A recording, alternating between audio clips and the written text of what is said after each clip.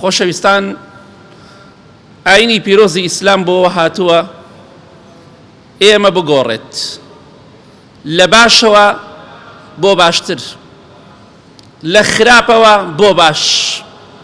کەواتە ئەو ئاینەی خوا حتا زیاتر کاریگەری بەسەرمانەوە هەبێت، زیاتر بەڕێز دەبین،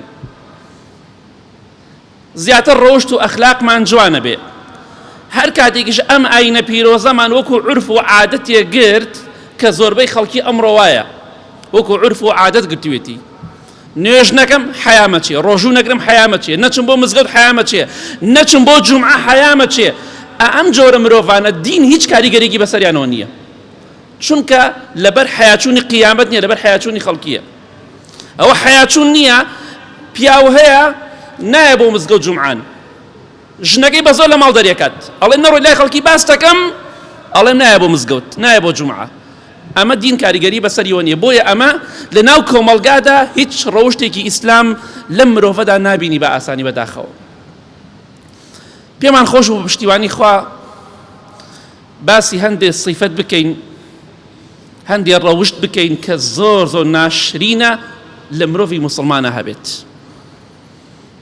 یەکەم صیفەتێک کە زۆر ناشرینە بۆ ژن یا بۆ پیاو کە هەبێت، ئەویش بێوەفاییە، سپڵەیی. مرۆڤەیە لە ژن و لە پیاو وەفایان نییە و سپڵەیان نییە، زۆر سپڵەن، زۆر زۆریش. بەڵام مەبەستمان ئەوە نییە کەسێک چاکەی گرەگەڵا کردی ببەرە کۆیلەی، ئەوە نا.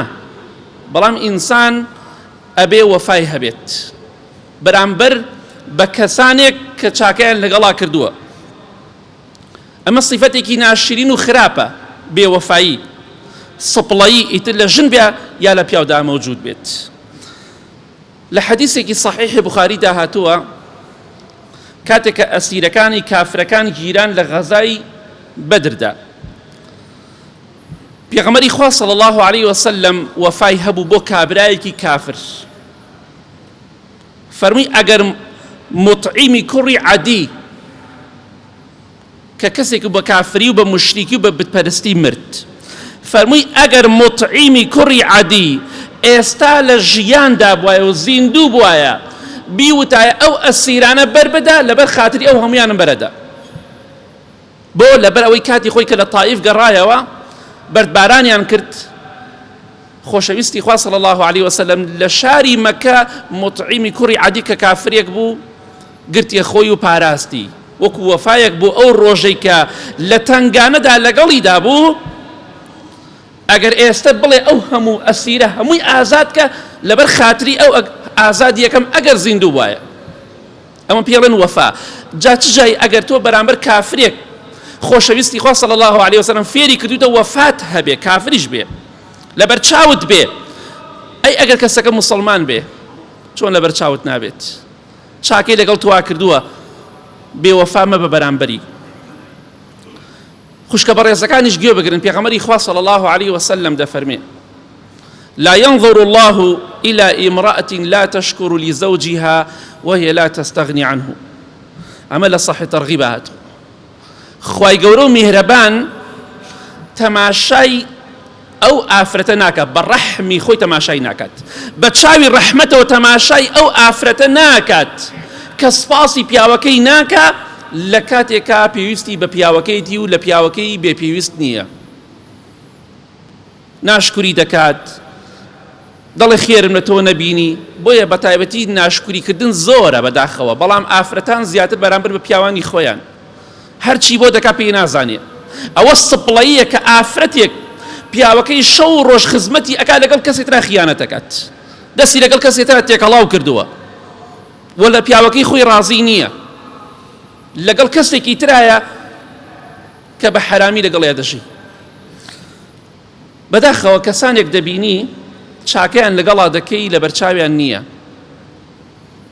جاری وایە تۆ مەبلەغێک پارەت بۆ دێ، دەڵێن مسلمانەکە ئەم مەبلەغە بۆ منە ڕەمەزانە زەکاتە بیدە بە چەند ماڵێکی فەقیر. کاتێک هەندێک کەسێ دەیدێتێ ئەڕۆیتە ماڵی یا تەلەفۆنی بۆکەی بانگێکەی پارەکەی ئەدەیتێ، دوای لای خەڵکەڵێ چی؟ ئەڵێ جا خۆ منەتی دیانە خۆ پارەی خۆی نییە.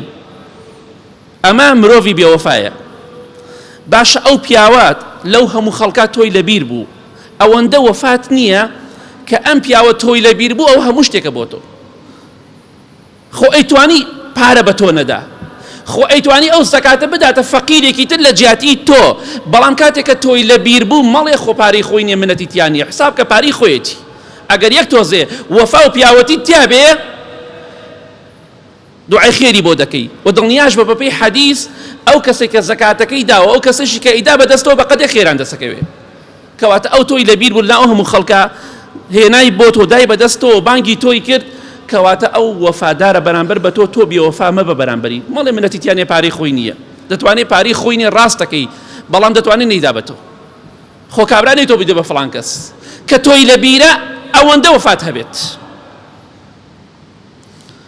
پەنا بەخوای گەورە یەکێتە لەو سیفەتە ناشرینانەی کە زۆر ناشرینە زۆر خراپە لە ژنە هەبێ یا لە پیاوە هەبێت سیفەتێکی ناشرینە با ئیسلام بمانگۆڕێ با ئیسلام کاریگەری بەسەرمانەوە هەبێت ئەویش پەنا بەخوای گەورە درۆکردنە هەندێک کەس ئیش و کاری بۆتە ئەوەی ڕاز بێ بەلایە ناڕوات پارەی هەیە هەدەڵی هیچم نییە خوای گەورە بە درۆت نەخاتەوە ئەکڕوزێتەوە بەردەوام دەڵی هیچم نییە بیرمان دێ لە کاتی گرانیەکەدا کاتێکە پارەکە 25 دینارەکە ئەوانەی کە تەمەنێکیان نەبیریان دێ چەندەها کەسم دەزانی کە ئێستا زیندونیان مردوون بە تەمەن بوون ئەو کاتە لە ناو خەڵکە ئەکڕوزانەوەیان بەخوا هیچمان نییە بەس کاتێکە پارەکە بلۆک کرا خەڵکی وابووی 30,000 مرد تۆپی دوولۆڕی بەڕێستان ئەوە کە دەیوت 20,000 ئەوە کە دەیوت 10,000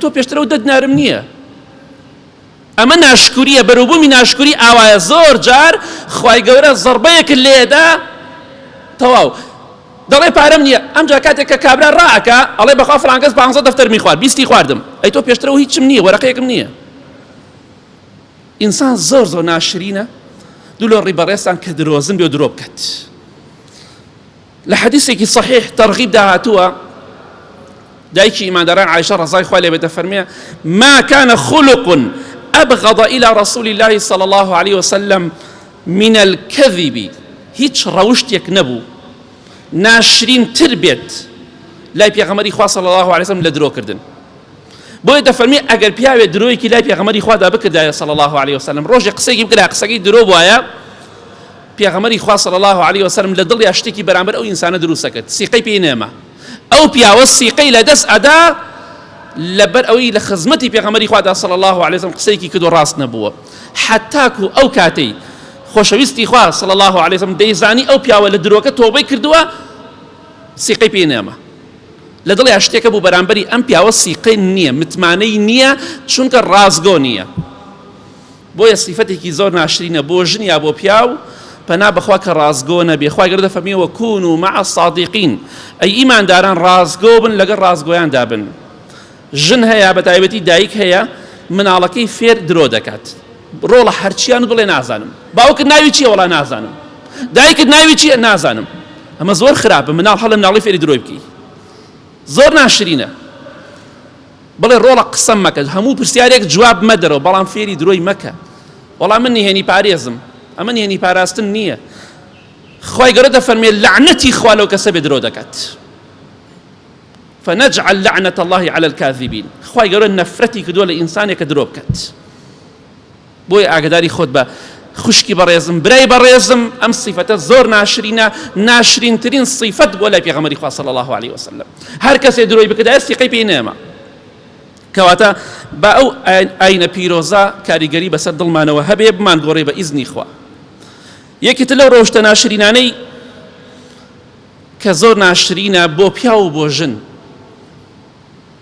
ئەوەیە کە ئینسان دڵی پیس بێ وا نەزانی ئیسلام دڵی دڵت پیس بێ دڵپیسی خۆتان زانم بەسمان چییە ژن هەیە دڵی زۆر پیسە بەرامبەر بە پیاوەکەی پیاو هەیە دڵی زۆر پیسە بەرامبەر بە ژنەکەی سوێن بەخوا هەر ژن و پیاوێک سیقە لە نێوانیانە نەما دڵیان لە یەک پیس بوو مراقەبەی یەکتریان کرد و چاودێری یەکتریان کرد و محاسبەی یەکتریان کرد سەیری مۆبایلی یەکتریان کرد ئەو ژن و پیاوە خۆشی لە ماڵیانە هەڵگیراوە بەختەوەری لە ماڵیان هەڵگیراوە، خۆشەویستی لە ماڵیان هەڵگیراوە، چونکە سیقەی بە پیاوەکەی نییە، ئەویش سیقەی بە خێزانەکەی نییە.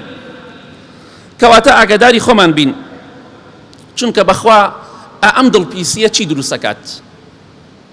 کێشە و مەشاکل دروستەکات، جیابوونەوە دروستەکات، تەلاق دروستەکات، خیانەت دروستەکات، خراپەکاری دروستەکات. خوشکی بەڕێزم، لە جیاتی ئەوەی دڵت بەرامبەر بە پیاوەکەت پیسکەی خۆشەویستی بۆ دەربڕە، وای لێ بکە متمانی پێت هەبێ و متمانی بەخۆی هەبێ، وا تێبگا کە تۆ متمانت پێیتی. ڕاستەکە هەندێک کەسێ متمانی نییە، وەڵا پیاوەکەی من ژنەکەی من متمانی نییە، ئەجا متمانی بۆ لەگەڵا دانیشی.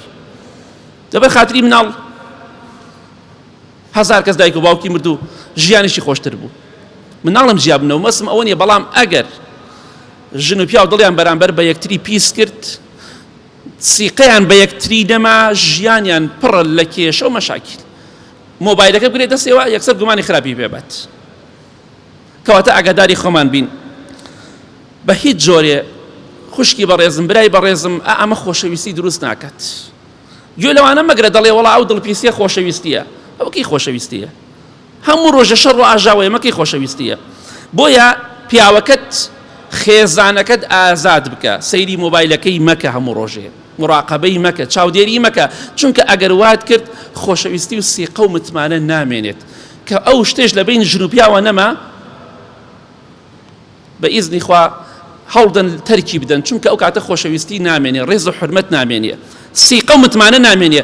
لە جیاتی ئەوەی مراقبەیەکەی خۆشەویستی بۆ دەربڕە، ڕێزی لێ بگرە، وای لێ بکە کە بڵێ سیقەی پێمە فڵان کەس.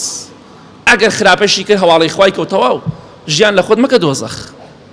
کەواتە ئاگاداری خۆمان بین. پێغەمبەری خوا صلی الله علیه وسلم هەندێک لە سەحابەکان فەرموویان ئەی پێغەمبەری خوا صلی الله علیه وسلم، بۆ ژنێک لە ژنەکانی ئەنسار ناهێنی.